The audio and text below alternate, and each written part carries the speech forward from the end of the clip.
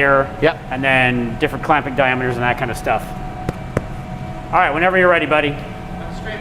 All right.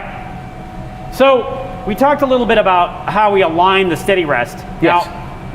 Now in this case, this steady rest is set up for manual positioning, right? Correct. Sorry. Yeah. Do you guys want to do one with, so I can see your mouth? Oh, yes, that's a good idea. Yeah. Maybe you want to face a little more.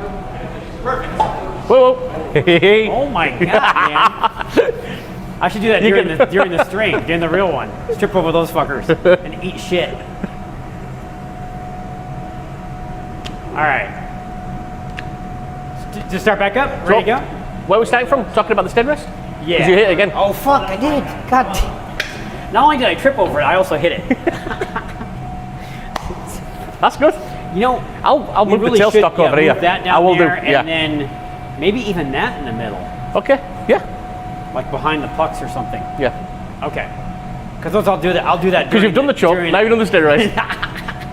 Do more. Don't do them both at once. Don't do them both at once. So what are we talking about then? We're going to talk about this. We're talking about we just got done with you doing the whole centering Right. sequence. But then we're talking. In fact, let's start with the centering sequence. It's only going to take us a minute. And then we're going to move over there or something. Is that what you're talking about? And then we're going to do now we're going to throw it over to John and Brian. Okay. And then Is there a cube that Sal knows so we can start moving? okay, so I'm going to. A minute to get set up. Oh wow. Don't you think? Yeah, you're right.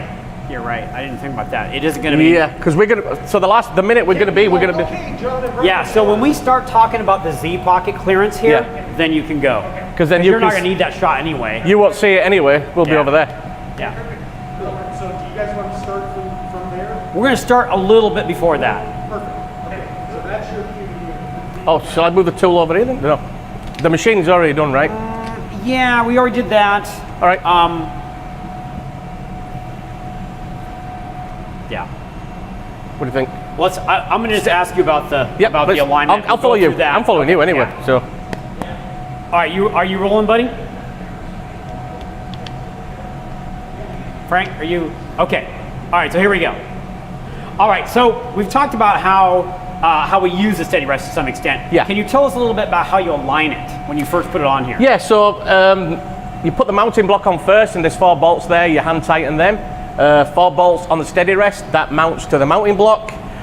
You don't want to tighten everything down because you haven't found center yet. Best thing to do is put a finished part in here, a sturdy one with the tailstock support. Put some indicators on the part on the 90 degrees on the X and the Y, and that'll just show you if the steady rest is going to shift. So these bolts will be loose. You will go ahead and clamp, and it should all Clamping the shift. steady rest, right? Clamp the steady rest, and it should shift to center line. And as soon as It's essentially going to pull itself up towards the part. it will slightly move on the mounting plate, and it will lift itself onto center line, and then you can go ahead and tighten the bolts down to the right torque. As soon as you release the tailstock and you see the indicators moving or not, you can clamp and unclamp to see if it is on center. The Right. steady rest shot is a little bit wider. I think we want to see the steady rest and the part at the same time. Yeah. Cool. So your indicators are telling you whether or not the steady rest is moving it back It's to, moving. center, to your previously acquired center. Correct. And it might take you a few repeats to get that done correctly. So Right. yeah. Cool. Okay, so on this machine, this steady rest is manually moved this direction. Yeah, right? it's manually moved across the B axis. Okay, but we're actually going to show that in a few minutes after Brian and Yeah. John do their business. So now the steady rest can clamp quite a different variety of diameters, right? Yeah, we've got this Atling steady rest here. You could use any other supplier as well. We use LNS as well, but the Atling one, this one travels from 20 millimeters to 200 millimeters, so just under an inch to just under 8 inches. Any size between You there can will get clamp in here. other jaws as well if you. You can get other size steady rests, yes. Right. Yeah. Right. Okay. So let's talk about how. Let's talk about the boring bar. That's Yeah. a weird transition right there. Yeah, we've missed a bit, but yeah, if you're working close up to the chuck and you do have long boring bars in your turret, we're just going to show you. Yeah, I'm going to show you how that this pocket gives you some clearance here. So there's no steady rest graphic, right? No. Are we supposed to be moving right now? We will, but I just moving right now. Just Yeah, after as soon this. as we start talking about the boring bar So as soon and as- the pocket. So as in soon as fact- as soon as I start going that way, Yeah, That's right. my cue that you guys are going over there. Well, that's his cue to move. and they've got about a minute. We're about a minute away from transitioning to Brian and John. Okay, so that comes over. I go to the wide shot. Now you can move. Go ahead. Let's do it again. Okay. So yeah, let's back to the. I was playing with the graphics while you guys were talking. That's all right. Let's go back here, right? From about here. Yeah. We're just practicing movements right now. But no, I don't think there's a separate graphic, Frank. So you started with the. Let's talk about the. Yeah, so let's talk a little bit about the turret and the clearance that we have for long tools. Yeah, if you're machining something near to the chuck, and you've got these long boring bars in, you can see as you're working next to the chuck, we have a extended Z-axis Z pocket, and it can hold boring bars up to 30 inches long. It's there for clearance. There's 4 stations available, so you can put really 2 boring bars in there. That's great. And Yeah, we'll see this actually in a few more minutes. But when you've got kind of a medium size part in here that you need Yeah. to do ID boring on, Yeah. you might need a 25, 30 inch boring bar. And that's where this extended Z comes in, because you can use a long boring bar and start doing features from the face towards there, because you've got all the space for the Z-axis. Right. Didn't come out right. But Alrighty, so we're going to throw it over to John and Brian in a minute here, but we will be coming back to this machine to look at another setup with a shorter bar, so that one that more concentrates on the steady rest setup. But after we see John and Brian. So John and Brian, take it away. Okay, that worked just fine, but Yeah, but the look on your face and you're shaking your head back and forth. There's Frank is super Violently? happy. the only thing I thought was weird was that you started the transition and you still had like a minute and a half to go. You were still going. But that's okay, because Sal doesn't have anything to do at that point. The only problem is we're on this one angle only for that entire time. Okay. Well, it's just a question of how long you need. You guys can start whenever you want. So the question is then, do we leave Rick and Tyler in place until after we go live on Sal's camera with me and John? I think that it takes probably about 30 seconds to get everybody settled. I think you need to start the transition later on, not when the steady rest goes over to the edge. I think there should be another sign that's closer to your landing point where we send everybody out. okay, so we talk about this. We talk about I the extended Z pocket. Yeah, I think you go over when we're about halfway through this. This is about, But it's barely even a minute hold on this Are thing. you minute. going to use Sal's camera at all? Yeah.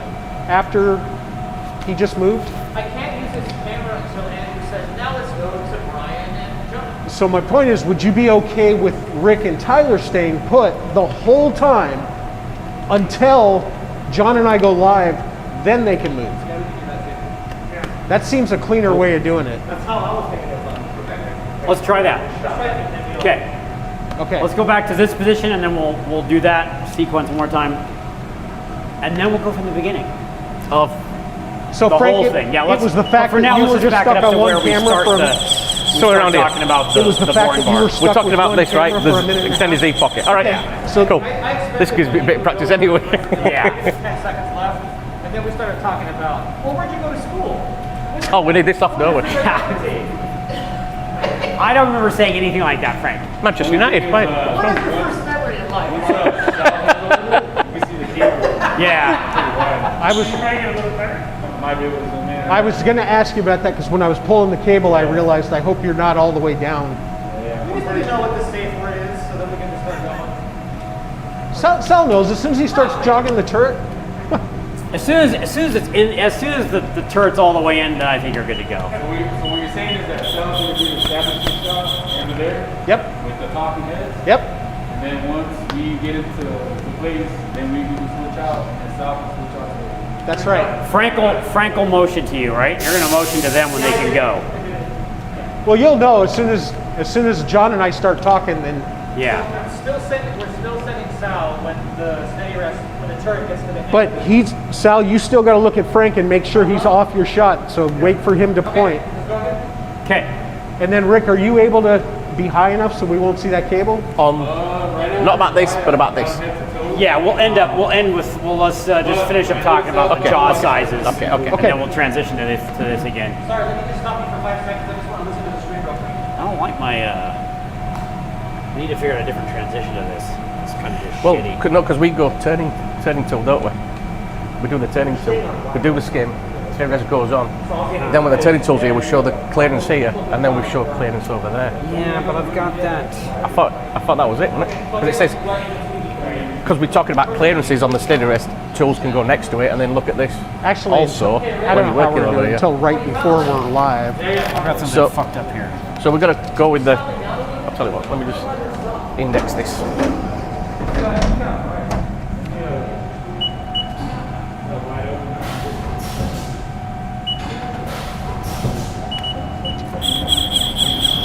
Yeah, that's all after the program. Yeah. So Yeah, so it's right here. So, and I'll be here saying, look, the steady rest is at the beginning, isn't it, really? I think, where did we get? Say I have this. Don't rotate on the bearings. Yeah, so this is all, we've already done the steady Right, rest we stuff, did- haven't we? yeah, we did So that run the part. program. So here we See, go. I wonder if. So that's, Yeah, this bullshit here. Manually moved, clamp at different diameters. That all needs to go up here. yeah, it does. Yeah, just so, and then we can say at the end, all right. You know what it is? It's the combination of wide open and all the way down. That's what it is. That's like on our 24 to 105, same thing, remember? I got it at 4 now. What is that? Okay. That's a real, I think we can come up with a little more if you want to. Because I'm boosting the brightness on my end. Oh, okay. Oh, so you want me to? You can try to get to F5 or 6 if you want. You guys. So they said we're getting loud. I don't know what we're going to do about it, but okay. They said we're loud.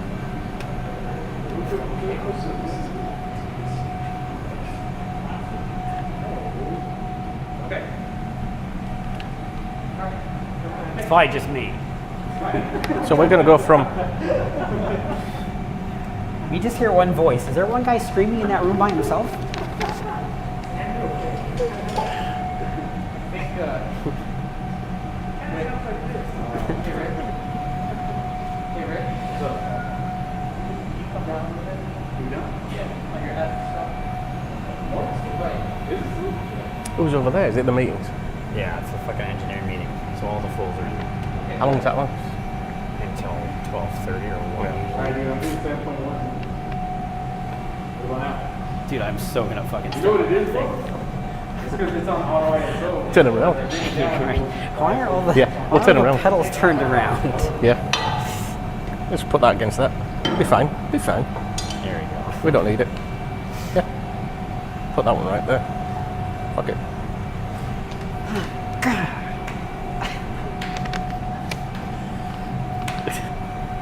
Let me know when it's here. So we're going from here, right?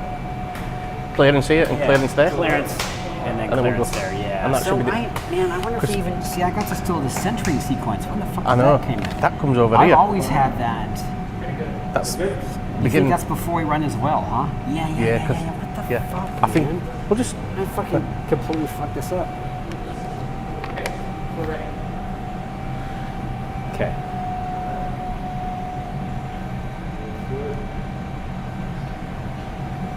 So Okay, you're rolling, right, Frank? Yeah. Okay. All right, so we've seen this thing run. Yeah. And we know that we've got tool clearance here. Now let's talk about another kind of tool clearance that we've got.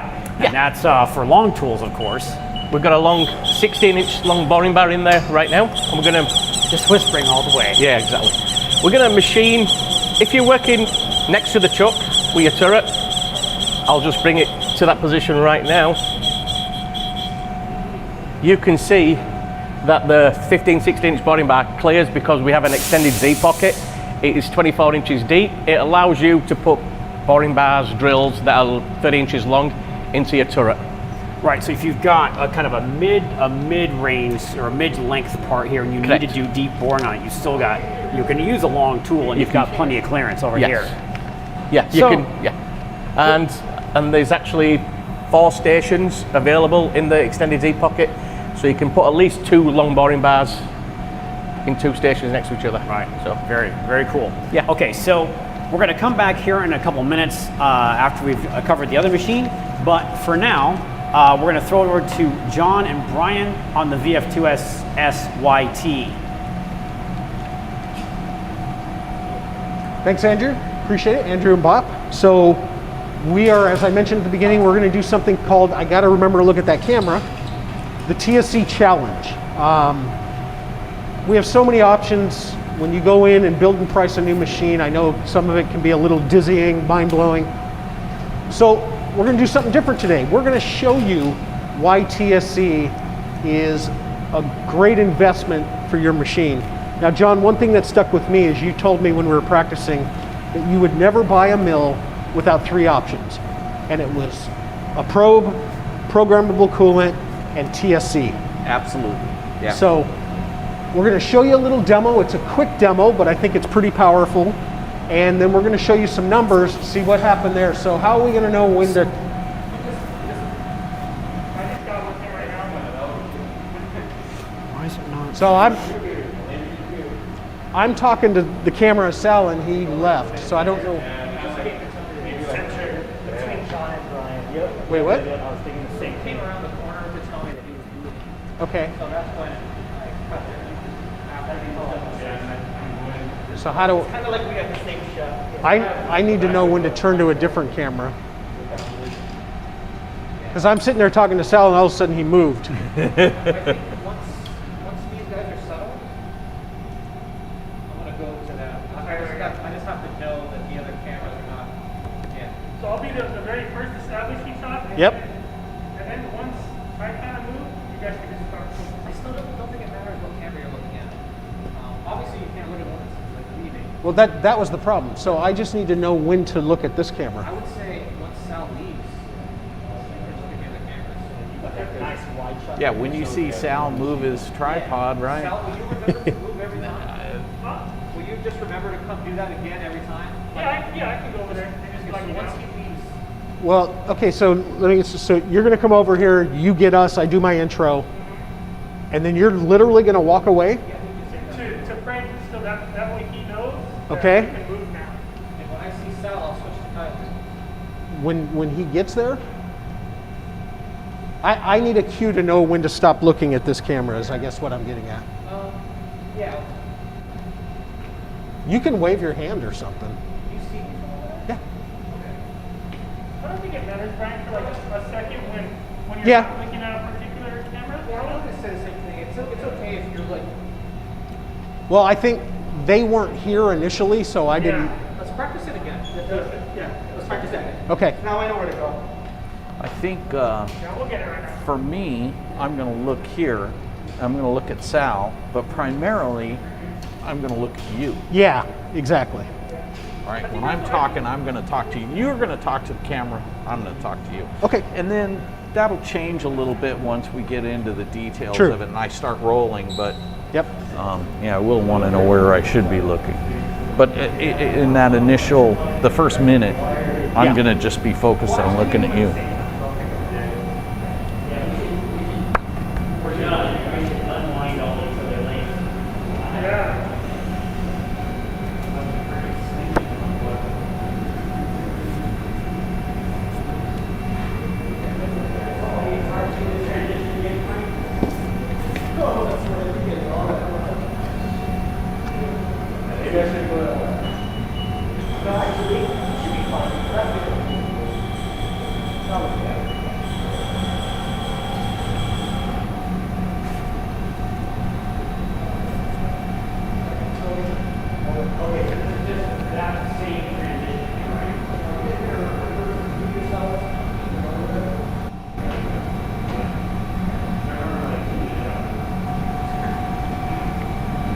You guys gotta get higher. Okay. Okay, so we've talked about how we try to set up the steady rest, how we turn this here, and we've seen that we've got tool clearance here, of course, Yes. between the steady rest and the turret and the tools there. Yep. Let's talk about another kind of clearance that this particular machine is providing for us. Yeah, I'll just move the turret over towards the chucks, just pretending that we're working Frank forgot. right by the chuck. And you can You see forgot. I have a 16-inch boring bar in there, and it clears because we have an extended Z pocket, and it's 24 inches deep. It allows you to put boring bars in I don't know how to that remind you. are up to 30 inches long. So Cool. So if you're doing kind of a mid-length part, and you're Correct. but you're still doing deep ID boring with Yes. a long boring bar, you've got the clearance for you've got the those clearance tools. to go as far back as 60 inches, basically. Right, you could go that way, and you can go this way all the way, and still do all your turning Absolutely, this way as well. yes. Okay, cool. Very good. So we're going to look a little bit more at a steady rest style part in a few minutes, but for now, let's hand it over to John and Brian, who are up on this VF right now, and they're going to talk to you about another cool topic. Thanks, Andrew. Appreciate it. All right, we're back. As I mentioned at the beginning, we're going to talk about TSC through spindle coolant. We've got something that John's put together that we call the TSC Challenge. But before we get started, little background: when we were testing this and practicing for this whole thing, you told me something that stuck with me, and that's that you would never buy a mill without 3 different options. One is programmable coolant. One is Probe system. probe system. Yeah, it really stuck with me. Can you tell? And the third is TSC or through spindle coolant. And instead of telling you, okay, so is that how you're going to do it? Yeah. Okay, that's cool. That'll work. That'll work. And like we said, if I happen to be looking over here for a second or two, who cares? And then I'll pick Tyler up. And just to be clear, there's no indication of which one he's actually on. That was going to be my next question. Yeah. Because I see a blinking red light there. Nah, it blinks if it's powered. That's just the power on, yeah. Okay, Frank, so are we worried about these 2 cameras and which one that we're looking at? Not at all. Okay. I really don't think you care. I'm going to be moving so much, you guys won't be able to keep up. Okay. And, Yeah. And if the audience sees you're not looking at their point of view, it doesn't matter. Okay. I just want to be sure. I think I'm going to tend to looking at the wide shot. Every camera that you choose is the right camera. You can't pick a wrong camera. Okay. And we're going to be doing a lot of talking to each other, so it won't matter that much. Mostly be talking to each other. Yeah. Yes. Yep. Okay. So let's practice the transition out of here. Actually, what I'd like to do also is I kind of want to do that transition again, but also I want to do it with the graphics because I know that this is where the TSC graphic comes in. So when to bring that graphic up is my question. And the other thing is I'd like to see you go through your whole spiel so that I can get some cues as to when the other graphics come on. Sure. So let's do the transition again. I'll bring in the graphic, and then let's see the whole TSC presentation from top to bottom. Yeah. So just real, as the main thing, the 4 slides should come up after we're done running the machine. And the machine runs twice. When press cycle starts, going to run for 21 seconds. And then we're going to talk a little bit. I'm going to press cycle start, it's going to run again for another 21 seconds. And then we'll be saying, see there, I just drilled 7 holes in the same time it took me to do 1 hole previously. And that's when that first slide should come up on the screen. Yeah, I was going to say, hey, Frank, Yeah. can you bring up the first slide? Yeah, absolutely. Let's just do that. So you want to do that one more time, Frank? You want to do the whole transition again? Okay.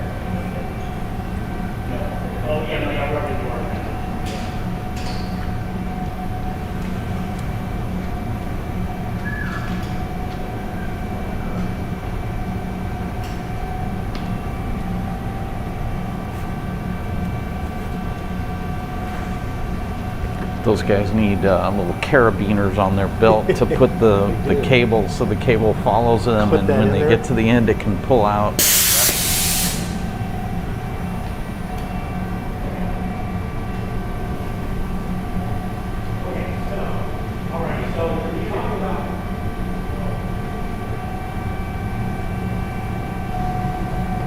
just staying, keeping it hot for now. Yeah. You guys want to practice back there fitting and unfitting yourselves? We're just going to leave them on for now because this is such a short. Okay, so we've talked about we've talked about aligning the steady rest, and we talked about cutting with the tailstock support and steady rest support. Yeah. Now we saw that we've got clearance here between the tool and the steady rest, but there's another kind of clearance that's been built into this particular machine. So let's take a look at that now. Yeah, I'm going to travel over to the chuck end. And we can see we've got a 16-inch Yeah, I got boring bar this in there. big boring bar in here. Now, on a regular machine, that would hit the bulkhead right away. But as you can see, as we get there, slowly but surely. I'll do that in rapid, actually. As you can see, I'm working up right next to the chuck, and we've got the extended Z pocket that allows us to hold these boring bars that are 16 to 20 inches long. In fact, you can put a boring bar in there that is 30 inches long. Wow. Yeah. Right, so if you've got a mid-length part here, Correct. and you're doing deep boring on it, you've still got clearance when you're do back the here OD work. turning, doing the OD work all the way into that pocket there. Absolutely. And there's 4 stations that clear the Z pocket when there's a machine over here, and you can put at least 2 boring You bars get in there. 2 boring bars in there. Boring That's- bars, drills, whatever it needs to Right. be, yeah. Very good. Alrighty, so we're going to come back to this machine in a few minutes after John and Brian are done, and we'll take a look at a shorter part mounted in here. But for now, let's throw it over to John and Brian, who are over in the VF2 SSYT. Thanks, Andrew. Appreciate it. Andrew and Bob, thank you. We're going to be back over to them in just a few minutes. I'm here with Senior Applications Engineer John Nelson. You guys all know him from numerous videos and all our live streams. We're going to do something, as I mentioned at the beginning, called the TSC Challenge, Through Spindle Coolant Challenge.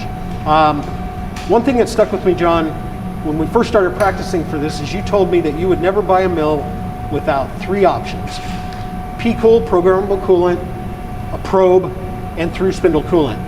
And that really stuck with me because, let's face it, we have so many options to choose from. For you to choose those 3 really says something. So what we're going to do today is, instead of just talking about it, we're going to show you. John's got a little demo that is a high-speed steel drill with no TSC, and then we're going to go to a Haas Tooling TSC drill, carbide drill, and we're going to show you the difference. And after we show you the difference, we're going to run through some numbers and show you the return on investment on through spindle coolant. So before we get started, let's talk about the tools that we're using. Okay. And you've got a tool that you selected from HaasTooling.com. Yeah.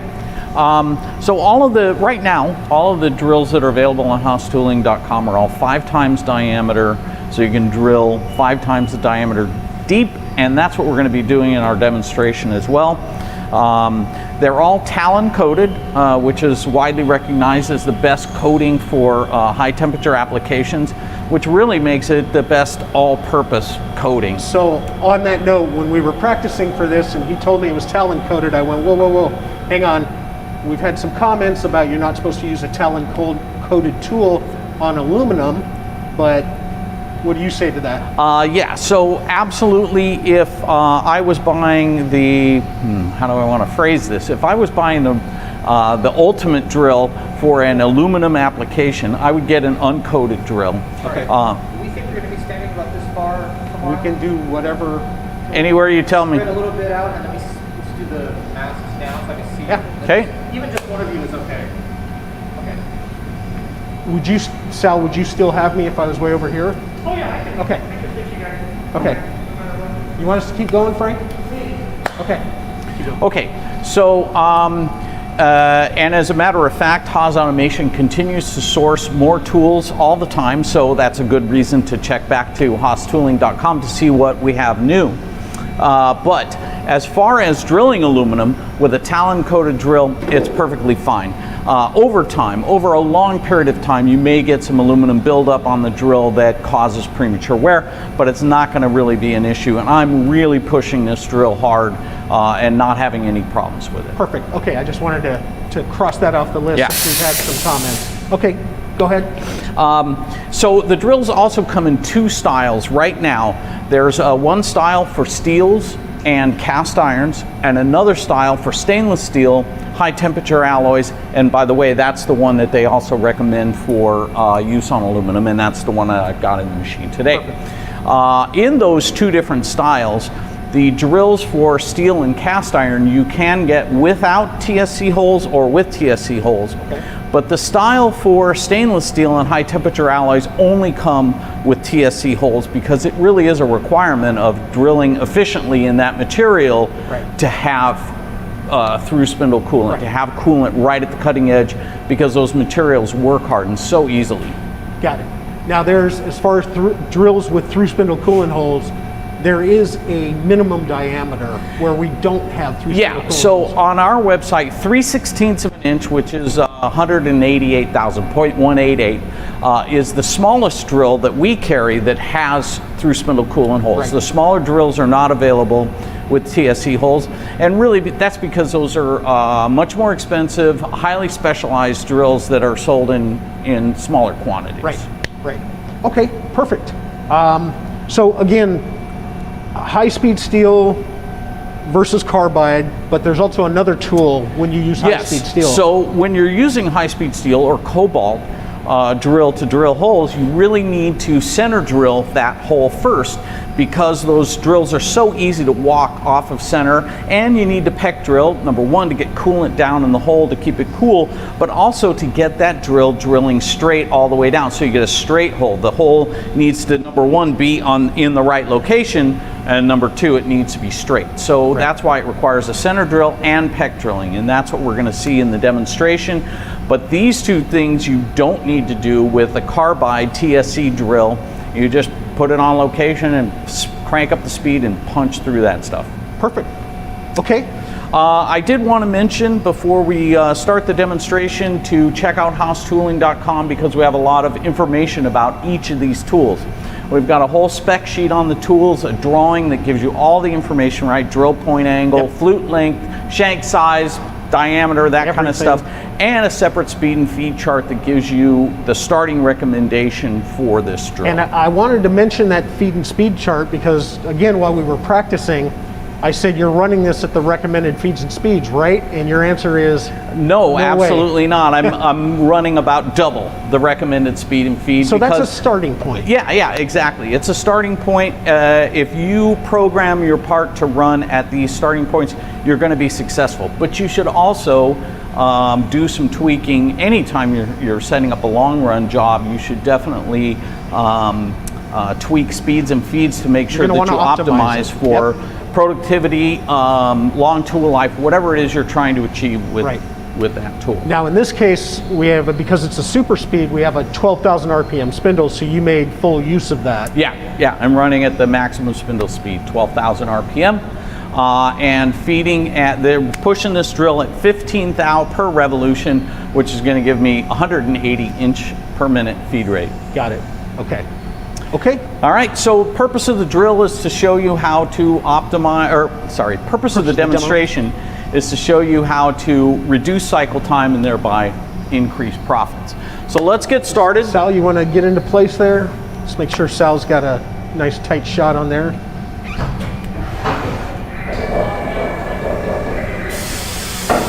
So you'll see the first thing it's going to do, we're going to come in and center drill this hole. And then grab our high-speed steel. It's actually cobalt. Okay.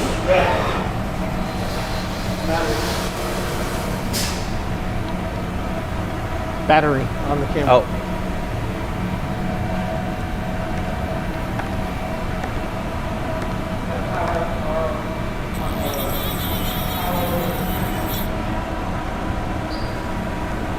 So what'd you?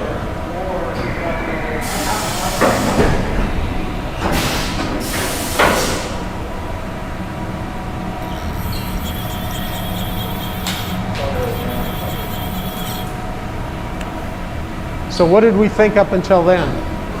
Was it fine? Okay. I think it's a little Boring? long. I know. Can you show some examples of those tools that you get? I'm going to try to get some samples. Maybe what we'll do, we'll set up a little table or something right there so Sal can be getting shots of the tools. I don't know. Or we can just set them on here, I suppose, and Tyler can get them. Not to be used as a workbench. No, you're right. Let's not do that.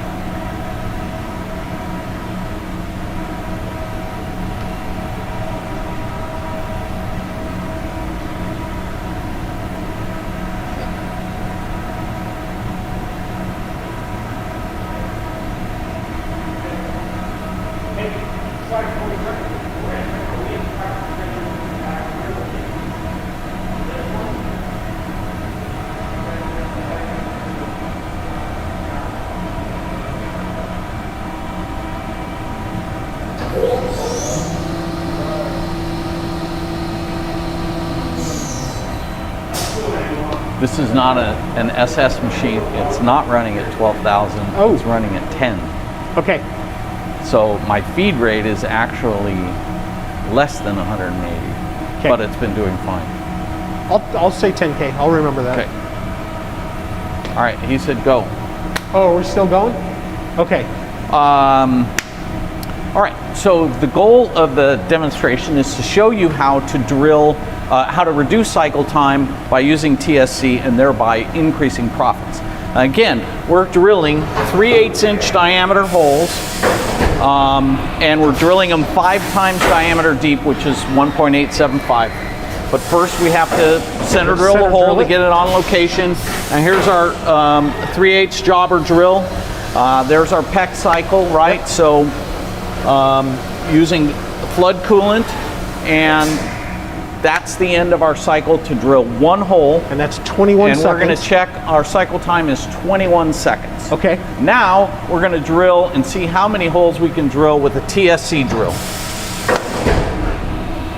There it comes in. First thing you're going to notice is that the coolant comes out of the end of the drill. Yep. That's what helps us really blow through these holes, get those chips coming up out of the hole. And now I'm watching the timer. There's our cycle time.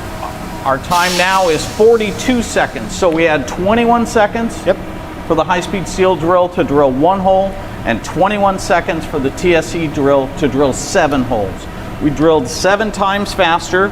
Our rapid move from start point to holes, and at the end from the holes back to the start point, is the same. So it's apples to apples. The only thing we did extra is we had to have 1 extra tool change for the high-speed steel drill because it required a center drill. Right. So that's really the difference. And so the bottom line is 7 times faster. Bottom line, That was 7 the number. times faster.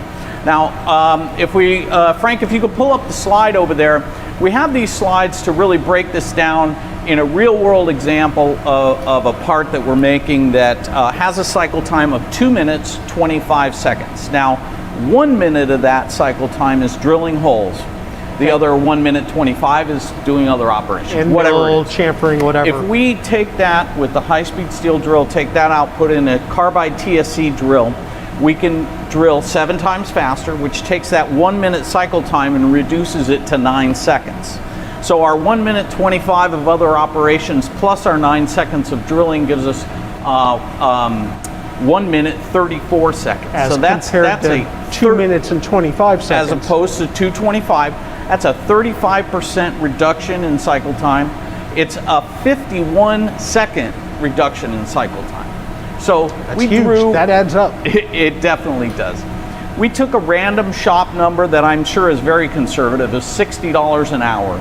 And if you were running this job for 8 hours in a day, all 8 hours, you could save $168 each day running with this TSC. Is that all example 1, all that you're talking about?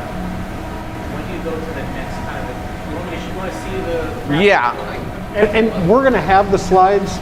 I want to get them from you or Eric so we can print them out so we can have them. Yeah, so I think that... Okay. Hey Frank, I think what we're going to do is we're going to just keep it simple, and we're going to have, what is it, 4 slides?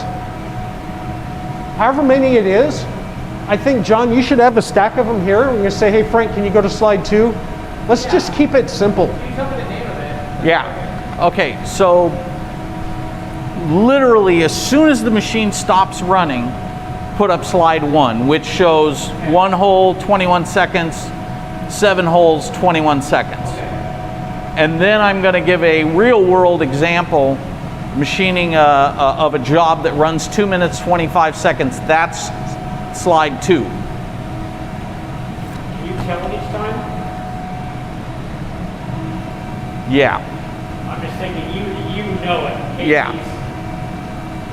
I would forget. I'm just Hey, we're not live, we're practicing. Yeah, no, you're absolutely right. I can definitely tell them. And Yeah, what we really need is it could be 1 sheet of paper with those 4 slides printed on it. There you go. Right? I just need to visually see it. You say, hey Frank, let's go to slide 2. I don't think there's anything wrong with that. I think it's cool. Okay, so here's slide 1. Yeah. Sorry. That's I know. Magic. There's slide 1. Magic. Right. yes. Prognosticator that's video. Yeah, this is not, you know, CNN or ABC News. This is, Slide 2, yes. yeah. And that's why I'm like, let's wait for Sal to get in tight on that, and he gives me a thumbs up, and it's fine. Slide 3, what about tooling cost? Okay. Okay. And then this is slide 4. TSC payback. Okay. So what I'll do is I'll print those out and I'll sit them over there. We'll Yes. Call it 1, 2, 3, 4. Could you print it so that slide 1 is here on a single sheet? 1, 2, 3, and 4? Yes. Okay. That way we've got 1 piece of paper laying there and we just glance down So at we're it. going to be, like Andrew and I were just talking, like I did with Sal. I'm going to say, hey, let's wait. Hey, Sal, make sure you get in there tight and let me know when you're ready to go. He gives me a thumbs up. Say, okay, let's run the demo. Let's just be, The only thing is, I think when Sal comes back, I'll remind him. But What's he it? needs to pop out and like tell me when he's gonna move. Because a couple times he was just going for it. yeah, I don't know how to handle that. I noticed that he just decided he was going to stop shooting there and shoot me. So once I see the thing moving, I'm usually Sal's on the run. yeah, exactly. I noticed that.